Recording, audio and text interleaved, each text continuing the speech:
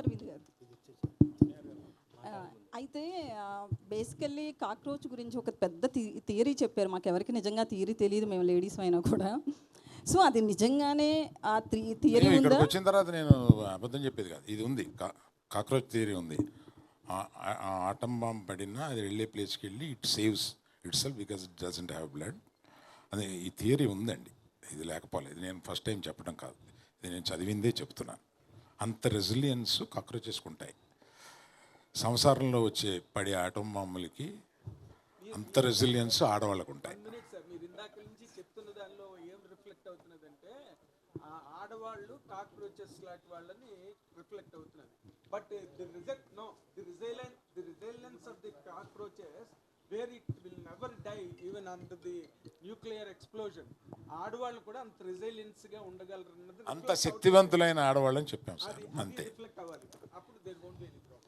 అయితే ట్రైలర్లో ఒక 3 అంటే అబ్బాయిలకు ఉన్న క్వాలిటీస్లో 3 చెప్పారు కదండి అల్లు అరవింద్ గారు ఇక్కడ. ఆల్ఫా అని, మాస్ అని, చబ్బీ అని. సో మీరు ఏ టైప్ యంగేజ్లో ఉన్నప్పుడు? నేను పరమ పొరంబోకు.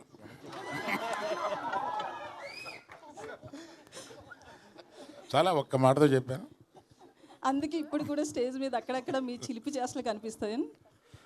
పరమ రౌడీ బాయ్స్లోకి వచ్చానండి నేను.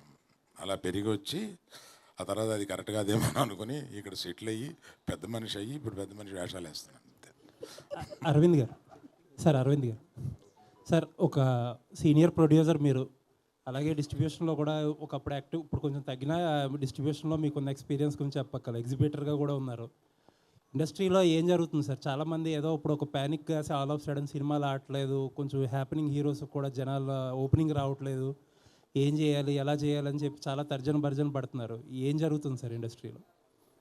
ఇది చాలా పెద్ద టాపిక్ అండి మీరు అడిగింది.